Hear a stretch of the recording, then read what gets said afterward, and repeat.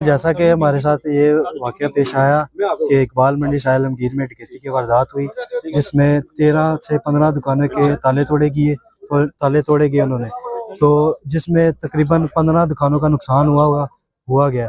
लेकिन इंतज़ामिया की तरफ से सिर्फ 6 दुकानों का नुकसान उन्होंने दर्ज किया FIR में। तो हमारा भी नुकसान हुआ है, जिसमें इंतज़ामिया की तरफ से हमारी कोई FIR दर्ज नहीं की गई और ना ही हमारा नाम FIR में ना ही हमारा कोई नाम दर्ज किया गया। तो हम इंतज़ामिया की तरफ से अभी तक सुबह से एहतजाज कर रहे हैं। इकबाल मंडी बंद है, इंतज़ामिया की तरफ से कोई अभी तक नहीं आया, सिटी थाना की तरफ से कोई इधर अभी तक नहीं आया और हम तकरीबन 4.5 लाख रुपये हमारा नुकसान हुआ है, जिसमें हमारा FIR में नाम ही नहीं उन्होंने दर्ज किया।